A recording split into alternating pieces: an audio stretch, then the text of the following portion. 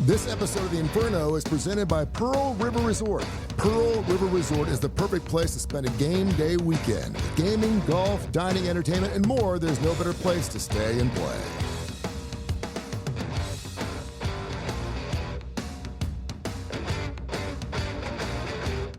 Welcome back to the Inferno, and the Inferno Show Rundown is brought to you by Legacy Federal Credit Union, the official credit union of UAB. We're going to have this week in UAB sports a blowout for the ages. 6 touchdowns, pretty nice. Coach's Corners coming up here with Trent Dilfer. Back to the hardwood finally. It's CFP week, and the most important man, I'm going to say the most important person in all of music is no longer with us. Elvis? It's bigger than Elvis. No such thing. It is. It is. The Inferno starts next. Trent Dilfer here, head football coach of the UAB Blazers. I want to tell you about my friends at Legacy Credit Union. Legacy began as University Credit Union in 1955 and remains committed to UAB faculty, students, alumni, and fans. Not only do they support the Birmingham community, but they are also proud sponsors of UAB and UAB athletics. Visit LegacyCreditUnion.com and find out why you should become a member today. Welcome back to the Inferno. Mark Ingram, of course, the UAB athletic director, used to do a show with me on Tony Kurre Radio. So glad that we have not missed a week, and we've been here every single week. Trent Dilfer will join us in just a few minutes. Coach coming off huge victory against Tulsa, and of course, now getting ready for UConn 1:30 on Saturday as we record this show. But a lot of great stuff going on. How you doing, my brother? Everything good? Man, I'm good. It was really great to see the football team not just win, obviously, but that's how they practice every day. And so I know that that's been a big part of the frustration. Fans are frustrated because they want to see us win. We're frustrated because we want to see us win. We're frustrated because we want to see us win, and because we know what you saw Saturday is what we're absolutely capable of. And so hopefully that's a kind of the jumping off point that the guys need, and to feel good again about build their confidence back. UConn is good. UConn is really good. They rank, I think it's 5th in third down defense. Their defense is really tough. They got a lot of players. They have some Northeastern kids. They got a lot of guys from Florida, Texas, Georgia, Tennessee. A lot of Southern players too. A lot of transfers. So Jim Mara has done a great job there, and it's tough. It's a tough job, and which kind of tells you what a good job he's doing. And so even in their losses have been close. So I'm excited. 1:30 again on Saturday, and you mentioned it. Basketball season has started back up. Our women's volleyball team has their last home game of the year against Memphis Wednesday night at 7 o'clock. So hoping people will be there. We're right on the edge of making the conference tournament, which we're in a tougher league now, like in everything. But in volleyball, we're currently tied for 10th, and top 8 go to conference. So Memphis is sitting in front of us. We've got an opportunity to get in, kind of work our way in the last 3 games here before conference tournament. And then men's basketball has another game Thursday night at 6:30, and a third home game this week on Sunday at 2 o'clock. So I'm talking about 3 games a week. I like that for the rest of the season, please. That's good stuff. I had a friend of mine call me at halftime of the UAB game, and he said, man, for the last few weeks, UAB couldn't find the end zone, and now they can't stop scoring. They can't stop scoring. And I said, we'll take that ladder anytime. 45 points at a halftime. And listen, you knew the Kitnick guy. He's got some legacy behind him because of his old man playing up the Cincinnati Bengals for a while. He's starting to look like his old man. Yeah, his dad, John, played for a lot of people, Dallas, Seattle, I think Detroit and Cincinnati, and had a great career. He has a younger brother that's a quarterback. He's committed to us for now, and hopefully that sticks. But guys just executed.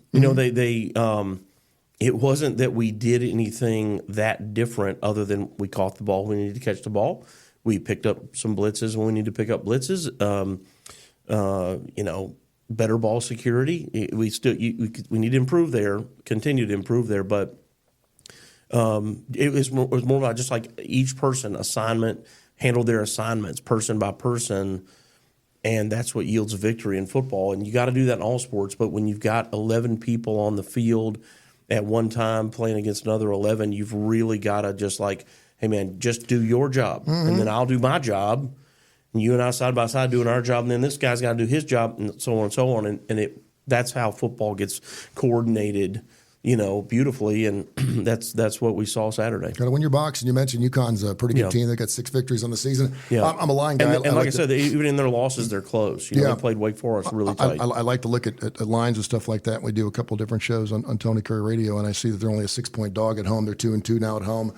Well, I like them. I don't want to put any jinx on them, but I think they've turned the corner a little bit. And then one thing is, if you go back and you really watch UAB football, like I know we all do that listen to the show and work for the university, but if you really watch the game film over the last 3 or 4 weeks, they are getting better in some areas, and it seemed like it all kind of came together there. Finally, yeah. Granted, it was against a Tulsa team that has a losing record as well, but they do. But there's a reason why they're only a 6-point dog against a team that's already bowl eligible. That's what I'm saying. Right, and Tulsa had just beaten San Antonio. Mm-hmm. They were down 35-7 at the half, and they came back and won that game. Yep. And I don't think San Antonio, listen, all my good friends, Lisa Campos, the AD there, and Jeff Traylor, their coach, this is not to take anything away. I'm just saying they're not the best team in our league, but they're kind of in the middle right now. And, so Tulsa, who, is struggling, they beat them. And so, I felt good, to get the win. And, sometimes that's all that the players need, just any victory, right? Get what can we do right? And the loss at South Florida really was depressing, right? Mm-hmm. Because we were up, we had it, and it was that old, snatch defeat from the jaws of victory kind of feeling. And what happens when you're not winning is when the other team scores, you just kind of immediately shoulders drop, head drops. Oh, here we go again. And it's like, hey man, there's 55 minutes left. There's a lot of, but when you're not winning, you can get that way. And so it was really important for so many reasons to get that victory the other day, and I'm happy for the guys. Yeah, South Florida actually favored against Navy this weekend, who of course was undefeated a couple of weeks ago. Yeah, until I couldn't believe they lost to Rice the other day. I mean, everything kind of comes, the cream rises to the crop, right? So by the time most people hear this show, the CFP will have had their first poll out. It comes out on Tuesday. Coincidentally, of course, it's also election day. We're not going to talk about that. Yeah. As an athletic director, I know you're super excited that it's gone from 4 teams to 12 teams. I'm looking at some of that, like Indiana's going to get in, Boise State's going to get in, BYU's going to get in as of right now. Right. I think Indiana's got like an 89% chance of making it in according to the All-State CFP predictor, which I'm like, wow. And so SEC 4 teams in, Big Ten 4 teams in. When you look at that, and it's exciting. I mean, I look at teams 5 through 12, to be honest with you, because I want to see those teams have a shot at getting in there. Being the athletic director of a UAB that knows you've had a winning season every year but once since 2017, since you brought the team back, that's got to get you kind of excited to know that, hey, listen, the little guys can get back in now. Yeah, you want it to not be an invitational. Yeah. The college football playoff should be that, not an invitational, which is what it used to be with just 2 teams or 4 teams. It was an invitational, and now it's getting farther away from that. To only have 1 school in the group of 5 go, I think, is disappointing.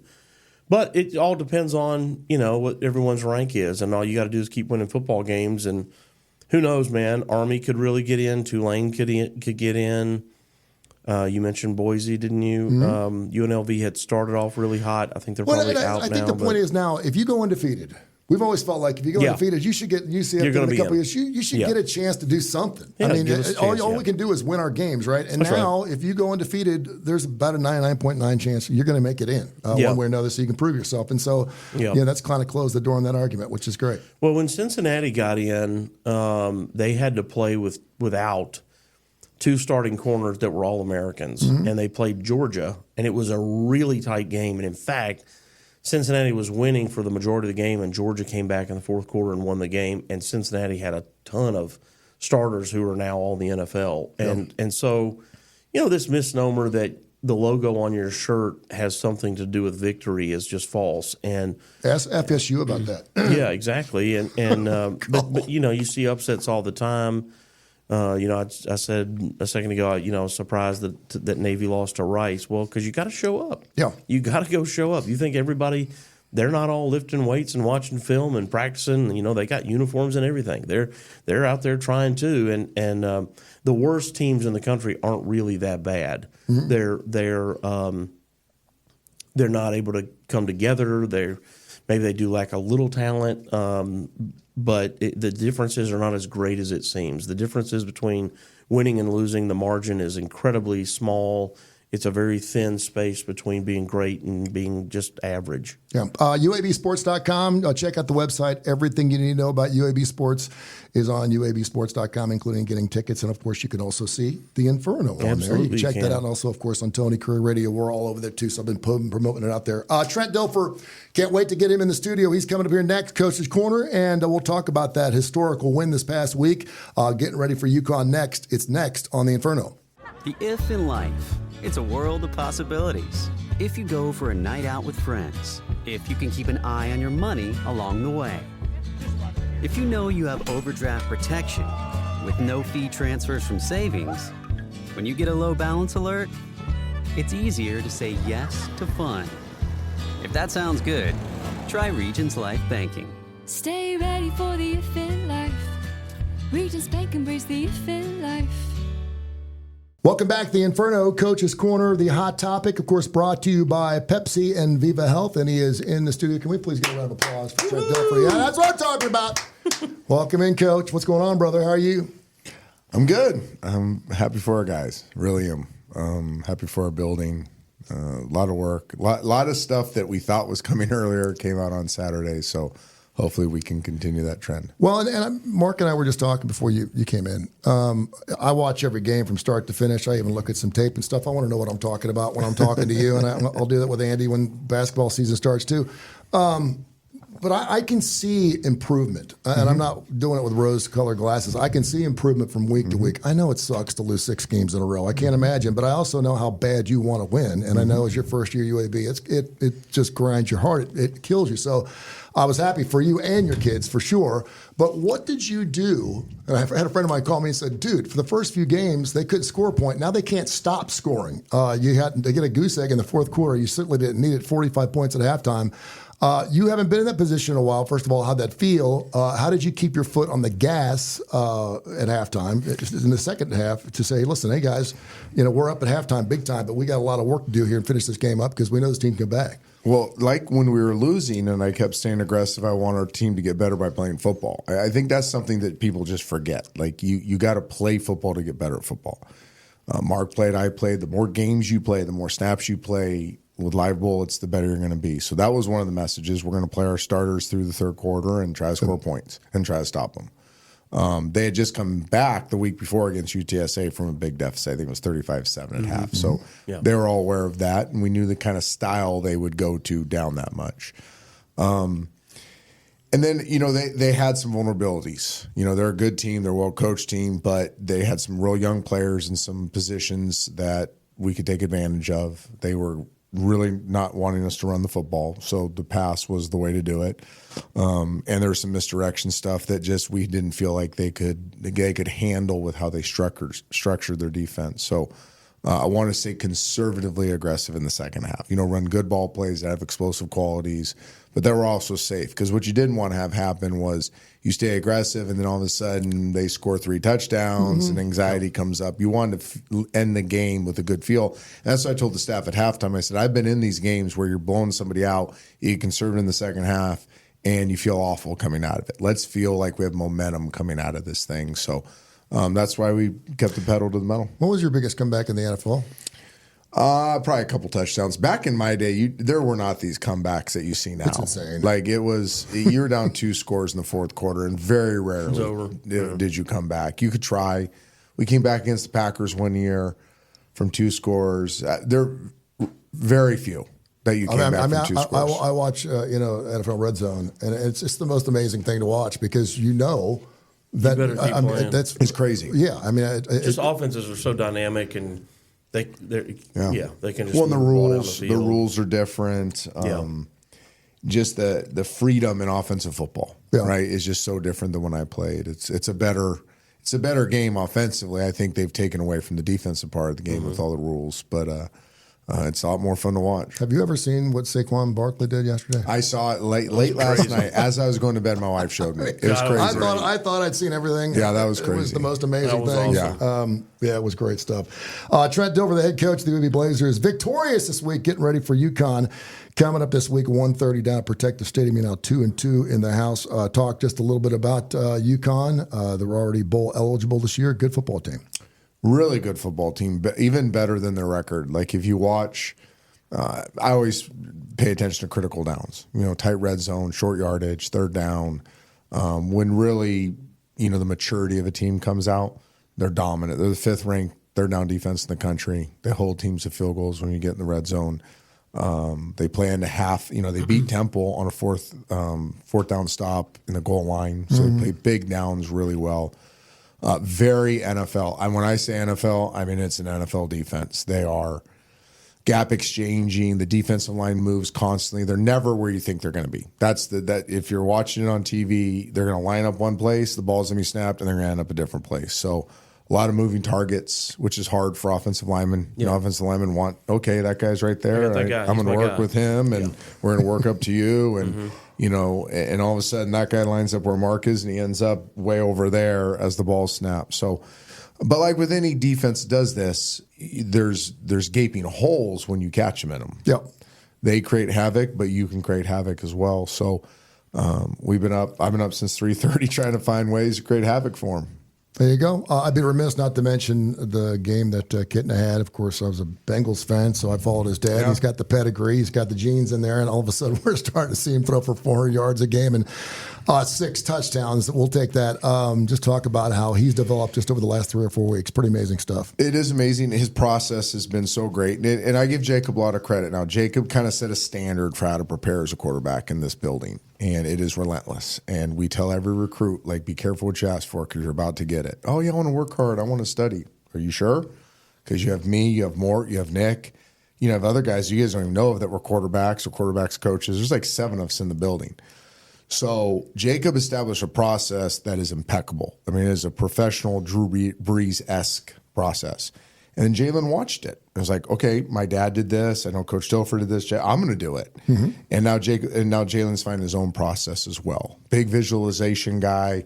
We send him these scripts of 70, 80, 90 plays. He's up to 11:30 studying them, making notes on them. I'll wake up to texts of his notes that he took. So I'm really proud of this process. And I sat down with him Wednesday, late in the evening, and I said, listen, I promise you're going to play great this week. You don't have to worry about it. You don't have to have any anxiety. You are going to play great. I can see it in your process. I can see it in practice. You're comfortable. This is your offense now.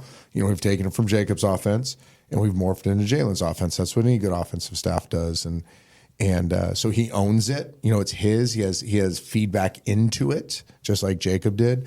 There's stuff that I love every week. He's like, don't like it. I'm like, out. Yeah. I mean, out. If he has any hesitation, like tonight he'll get 50 ball plays that we've worked relentlessly on, and if he says to 12 of them, then we'll stay up all night and find 12 that he likes. So I think that helps, and his teammates have really gravitated towards him. He's fun. He's energetic. We're working on his body language. He's a perfectionist, so he gets hard on himself, and he hears me in the back yelling at him, body language. I struggled with that, so I resonate with it. But overall, the kid's just done a really good job, and we're playing really well around them. Yep. The skill players are playing well. I thought we protected better. It's amazing when you have a great quarterback how the rest of the team starts to play better too. When you have that leadership, when you have that one guy that's really getting hot, it seems like everyone just starts catching the football. It makes everything easier. The ball looks bigger, and the spots are much larger as well. We had too many drops, in the early part of the year, and that hurts better. Everybody. Yeah. Everybody gets down on that. You didn't convert a third down, or now it's, it's 3rd and long rather than 3rd and short, or 3rd and medium, and self-inflicted wounds. Totally, man, totally. So catching the ball if you're a receiver is important. Blocking the blitzing linebacker is important. Everybody's got to do it. Looking hot if a blitzer comes. That's ULM. Jacob's throwing hot off a blitzer, and we don't look, and it's a pick 6, and Jacob looks silly, but one guy doesn't do his job. So. I can sum it up this way: we're getting better. Yeah. I don't know how good we are yet, but we're getting a lot better. And I've seen that for weeks. It just didn't come to fruition on Saturdays. Mm-hmm. So it was nice to get some affirmation of the improvement that we're making. Congratulations. I want to talk about some music coming up in just a few minutes, our hot topic here. I know you guys, I don't know how much into music you know. I'm a music guy, and so you're going to entertain me. Mark, I know you love your classic rock. We'll see what happens here. So I think you're going to like this. I do want to ask you one more question, though, and I actually get an email about this from a gentleman down in Southside. He wanted to know how many offensive plays you have in your book. What do you have when you start a season? What do you have at the end of the season? How do you know how many plays to have? We hear from coaches that say, we were going to dump it down this week. We're getting rid of half the book because the guys just don't know the book. And then, of course, you got some guys that don't like to read plays. They don't like to practice plays. How do you play into that? And then coaches that have like 8,000 plays. How does that work out? And how many guys do you need to know? I mean, cerebrally speaking, not everyone's a Peyton Manning out there. So how does that work? Like I said, this is a whole segment. I'll try to do it simply. Okay. This is the dilemma that every offensive and defensive staff has too. You want as many bullets in the chamber as possible because games evolve and you plan for something and you get something else and you want to be able to have answers for it. So you want to have enough. But then you start going, oh, that would be good too, and this would be good too, this would be good too, and you got to realize what's the threshold of your players learning. So what Mort did, which I thought was really smart, was, and I kind of did this in the high school level too, was we said we took them to Mexico and we dropped them off. That was our philosophy. Like, we're going to take a bunch of kids down there, we're going to drop them off in Mexico, and they got to learn how to order coffee. And they got to learn how to get a hotel room and get an Uber and all that stuff. And the metaphor is we fully immersed them in stuff they didn't know, and they had to figure out how to learn it. So that's kind of the off season. So I would say if you want a number, 300 plus things they'll learn in the off season. Well, I mean, it's a lot. It's a lot. And then we get into training camp, and we have 5 installs. So in 5 different days, we'll install what we think we're going to use for the season. That probably is a repeat of those 300 plays. Even though it's 5 days, it's about 300. Let's call them things, right? Mm-hmm. We do try to keep it simple for the offensive line. That's the one thing. You want the offensive line maybe doing 20 to 25 things, and then you smoke and mirror the rest. In season's interesting. I've been around teams where you carry like 55 for a game. We've carried as much as 130 here. Okay. I've carried 100 at Lipscomb before. I found my sweet spot somewhere around 75, is what we found in high school. So we've pushed that to about 85, we think, is our sweet spot here. Last week we had 96. But you also get to the end of the week and you're like, well, that's the same play. Just one guy's changed his job. And then what we did last week is we felt we were like 11 heavy, 11 plays too many. I went up to those players that wanted T-Mac. I went to T-Mac. I said, hey, man, we might be a little heavy on plays here. You got these 5 plays that are very – he goes, no, boom, boom, boom. He knew all 5. I'm like, okay, those are good then, because he knows what to do. And everybody else, they're doing the same thing. Yep. And if the quarterback understands it from – we call it the dot theory. So we have destination theory and dot theory. This is something I came up with. I will take credit for this. The destination theory is every play has a final destination. It doesn't matter where you line up. Well, now you can add a lot of stuff from a lot of different looks because they're going to the same place. So everybody goes, well, how do you do that? Well, if he's in a really wide split, he might dive down. If he's in a tight split, he might spray out. If he's in a mid split, he might go vertical. We might motion to it, but it's just your final destination. So if we call Henry, which is one of our plays, Henry, everybody has a landmark. They know where that landmark is. We can line up in anything, and they're going to be like, I'm number 3, I'm going there. I'm number 2, I'm going there. I'm number 1, I'm going there. And they just count. It's a counting system, and they know I'm the 3 receiver, 2 receiver, 1 receiver. For the offensive line, it's 1 protection. So you can get a lot of volume in that way. And then the dot theory for the quarterback is we're going to run a lot of plays where the final dots are those destinations. So we create triangles in the passing game. So everything ends with a triangle, a 3-man triangle. And that's timed up to about 2.8 seconds, ish. Yeah. That between 2.8 and 3.2, we're going to be in that triangle. And we can call it Henry, we can call it Julio, we can call it Biscuit, we can call all these different things, but it's going to end up in the same dot. So the quarterback knows, hey, I'm reading that guy to that guy to that guy, or the defense says this, I'm starting on that dot. But I'm going to have these final dots. So that's another way you steal a lot of what we call stealing volume. Mm-hmm. And then if a team, for instance, the touchdown to Cam on 4th and 6, that was a play we've run, or 4th and 4. That was a play we've run probably 20 times this year. But we dressed it up with emotion, and we dressed it up with a split to the strong side, and we dressed it up with the back. And they had no idea that was the play we were going to run because it looked totally different to them. Yeah. But Cam knew, and Malachi knew, and Bryce knew, and for Jalen, it was simply dots. Like, I know that the defense goes that way, I go that dot to that dot to that dot.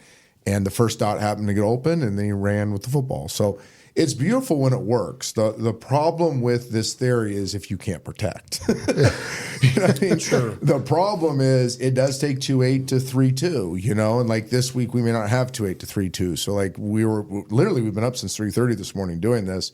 We're trying now to say, okay, maybe cut the field in half, you know, and maybe it's just 2 dots, right? Because these guys can really rush the passer and they can really do a lot of stuff. So, you know, it changes every week. I know how important and by the way, do not drop off anyone in Tijuana. Do not email the show. I've been dropped off in Tijuana once, and I almost got killed. Time. Yes, it was in a van and was left in the middle of the desert, and it was not good. It was my wife that was driving the van, by the way.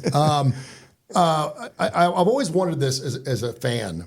Have you ever thought as a coach, and I know you're into analytics and stuff, have you ever thought as a coach, and I know you're... I went against them twice, by the way, this week. Well, and we put up 59 points, so you know maybe there's something to learn. One there. I went for when they told me not to. Yeah, so that was one of them. There you go. So I went with my gut. You're tricking the books. Very good. With my gut. Do that again, will you? Have you ever wanted to start a game with like 4 bombs? Yeah. So the thing that kills why don't we me, ever see that? I mean, I here's know one that bothers me. Tulane really eats at me. Because won the final score and going for all those 4th downs put our defense in a terrible situation. But we start the game with a reverse pass that is going to go for 60 yards minimum if one guy just barely touches another guy. Yeah, you know, and I've done it. I've started with double passes. I've started with reverses. I've started with back-to-back go routes. Golish did the other night against FAU. He didn't start the game. But in the third quarter, they ran 4 straight new receiver in the game go routes, snapping the ball at like 8 seconds. So they threw it, incomplete. They're on the line of scrimmage. Another receiver comes in. That receiver went off the field, got into the box, threw the same sideline go route. That receiver came out, they did it 4 times in a row. Wow. So it's a big Broyles thing. If you remember not Broyles, who's the guy that got in trouble at Baylor? Bryles. It's a big Bryles thing. It's called DC, deep choice, and it is a real thing, man. And it scares the death out of defenses because that same corner has to go 50 yards, run back, 50 yards, run back, 50 yards. And then what Bryles started doing with it, it's a great high school concept. If you're a high school coach and you're listening, it's something you should definitely study. We did it at Lipscomb. It was wildly effective. Is if you have enough receivers, by the 3rd time, the corner just turns and runs. So the receiver reads it, and he just stops. And you have just a free 15 yards. If you go back to the Robert Griffin Baylor team, it is unbelievable how much they did it. Like 12, 15 times a game they would do this. And that's why when they hit 4 of them, that's 28 points. But they would throw a bunch of the 15-yarders because the corner just taps out. There's a pass interference thrown in there too. And the corners just tap out. Yeah, they just literally tap out. They're like, I'm done. And they'll line up at 18, 20 yards. Like, you're not going to run by me. Yeah, I feel like I'm learning so much, and I just want to keep going. Hurry up. Yeah. It works every time I watch it. I'm watching Jacksonville yesterday, and I know he throws a pick, but I'm like, they're going to score a touchdown. They're down by 5. The hurry up always works. The 2-minute offense seems like it always works. And I know you see guys in college go down, with the fake injuries or something. Why isn't that run more often? It's limited in how you can run the football. That's number one. Most coaches will tell you become way too pass centric when you run the 2-minute. Right? There's not a lot of runs there. There's maybe 4 or 5 different concepts, and they're not great ones. There's a draw. There's like an outside zone play. There's a little trap play. And is that just because you don't have time to just line up? Or? You don't have your tight end involved as much. You're not scheming them up. Teams kind of just line up in a balanced defense, so you can't get them to overload one side and run to the other. I'm not justifying. I actually like it. I like throwing we call it Mayday, throwing Mayday in there to change the tempos. It's hard on your offensive lineman. Think about an offensive lineman. You're sitting in your pass setting 7 straight times. Offensive linemen like to go forward. They don't love to go backwards. So, meaning they like to run block, not pass block. So that's limited. It's funny you say the Trevor Lawrence thing. I saw none of the game, but their general manager and I are very, very, very close friends. And we were talking last week, and he was talking about how much better Trevor is in the 2 minute. He's like, every time we get into a hurry up mayday, Trevor plays his best football. When we slow it down, we're awful as an offense, and he's not playing well. But he's fasting every time. But I mean, the guy, he just gets in a rhythm. Yeah. It's just he just. There's gets certain guys that really. I would really take him over Aaron Rodgers in a 2 minute. I really would. Yeah. I mean, he's that good. Where's the defense out because they can't rotate? Yeah. You know, to go fast, the offense can't make substitutions. Really, you don't have time to, which means the defense can't. Yeah. And every time you make any forward progress, they just get a little more gassed. The defense gets a little more gassed. It becomes harder and harder. That's why the defense eventually has to call a timeout, which you think is opposite. You're like, no, the clock's on their side. Yeah, but if you don't call a timeout, these guys are all going to collapse. The other interesting thing about it is you put your defense in. Like we battle with this all the time. We want to play fast, right? We're better when we play fast. But when we go 3 and out and play fast, that took like 90 seconds. And it took like 4 minutes of real time. Yeah. And those guys that just maybe played an 8-play drive or just got to the bench, they just got their corrections, they're huffing and puffing, they got the oxygen masks on, and then punt, you know, they're like, oh my gosh, we're going back on the field. Yeah. And if you look at drives after short offensive drives, so defensive stands after short offensive drives, it's not a pretty picture. The offense that goes on the field after a short drive typically has a lot of success. It just seems like it'd be a good trade-off because it seems like it works so often. I know you're moving the ball, and TOP has always been important, but I saw the Cincinnati Bengals have a touchdown of 10 minutes and 4 seconds to start the game last week and got their ass handed to them. Yeah. And I'm like, they took the entire quarter to score 1 touchdown, and they lost by 30. And I'm like, you know, that looks great, and they won the TOP, but they lost the game by 20. We've talked about it. Unfortunately, we've been trailing a lot in games the last 2 years, but we've talked about using as a change-up in the second and third series just to kind of get things going. So, I mean, it's a real thing. I'm not arguing with you. I'm giving you kind of the pros and cons. Yeah. That is Coach's Corner. Our Hot Topics coming up here next. Of course, brought to you by Aviva Health and Pepsi. This is the Inferno. Mark Ingham, the UAB Athletic Director. Trent Dilfer, of course, is the head coach of your victorious UAB Blazers. They have Connecticut coming up in this next independent UConn. It was kind of strange. I don't even know where, like, is Oregon in the Big Ten? I started going through my books to figure out where they It's hard. Where is Washington one now? And I was like, I mean, it's just really, and then UConn all of a sudden, you know, they're independent. It just was like, oh, okay. Not many of them. Yeah, I want to talk about some music next. Will you entertain me? We'll do it. There's a guy just died. Do you know what I'm talking about? Well, I assumed it must be Elvis. No, it wasn't Elvis. He died yesterday, and I was on Fox 6 this morning talking about it. They had me on because I learned to play trumpet from this guy, and he was the most important man in music history. He was important, more important than the Beatles, Elvis, anyone else. Who you got? The Q. We'll talk about it next year on the Inferno. Are you getting sacked by monthly fees on your checking account? Trent Dilfer here, head coach of the UAB Blazers. Legacy Credit Union's everyday checking account can get you back in the game. No minimum balance, no monthly fees, and get paid up to 2 days early. Check out LegacyCreditUnion.com for more information and apply today. Legacy, the official credit union of UAB. Coming back in the Inferno, Trent Dilfer, Mark Ingham, the UAB Athletic Director. I'm Tony Kurre. We do the show every single week. We got basketball. It's the greatest time of the year. We've got NHL. We got NBA. We got college hoops. We got college football. It's great. I mean, it's my favorite time of the year. I absolutely love it. So many things to watch on the Boob Tube, and we'll get after it again this weekend against UConn. Quincy Jones passed away at the age of 91. Good life. I always think it's funny. They didn't mention what he died of. I'm like, well, he's 91 years old. I mean, what do you think he died of? He died to be a 91.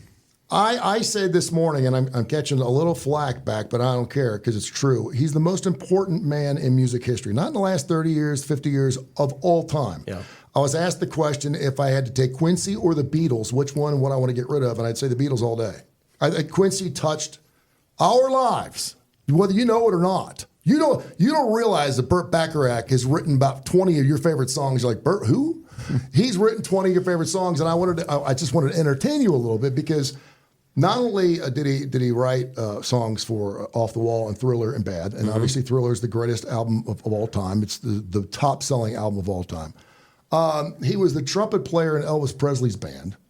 We talked about Elvis. I didn't know that either. He was working in jazz bands from the age of 16. He met Ray Charles when he was 14. Ray was 16. And Ray taught him how to read Braille. And that's how he started formulating how to put horns sections together with everything else. I get goosebumps. I mean, talking about I was in high school in the early 80s. And someone gave me a book about him. I cannot remember that. I was trying to find that book about his style of playing. In the 70s, he had an aneurysm while he was playing his trumpet. And the doctor said, you can no longer play trumpet. And this guy's playing Heartbreak Hotel on Elvis records. He's like, what? You cannot play the trumpet anymore or it'll kill you. And he went to play the trumpet again and had another aneurysm. It had almost killed his ass. And he's like, okay, I'm not. He did not play the trumpet again in the 70s. The doctor says it'll kill me. Sanford & Son, theme song. Color Purple was the first movie he directed. Yeah. 11 Oscars it was nominated for. That was his first movie. Now he's a music producer. His daughter, Rashida Jones, she's the one on The Office. Mm-hmm. He was the one that sat down with Frank Sinatra, and Frank had written this song called Fly Me to the Moon, which was a #1 song, and it was really slow. And he came in, he was 22 years of age, and said, Frank, he said, what would you think about putting a little swing behind this and really getting after it? Wow. And Frank said, who the hell are you? I'm Quincy Jones. I'm a producer. I work with Ray Charles and did blah, blah, blah. And he goes, let me take a look at it. Next thing you know, he's producing. I mean, I just think it's amazing. He touched so many parts of our lives, and I think it's not, it's worthy to bring up. I think. Glad you did. Yeah, just so you guys know a little bit. Thank you for entertaining me. Yes. Yeah, because I love the music. All right, till next week, we'll get after it again. Don't forget to go to UABsports.com, UABsports.com. Check out their website, man. Something's changing every single week. Athletic, it's great. Go get him this weekend, Coach. Thank you so much. We appreciate it. This is The Inferno. This episode of The Inferno is presented by Pearl River Resort. Call an early weekend and head over to Pearl River Resort, where it's always no work and all play at Silverstar, Golden Moon, and Dancing Rabbit Golf Club. And be sure to catch the big game excitement at Timeout Lounge. This has been a special presentation of Tony Curry Radio.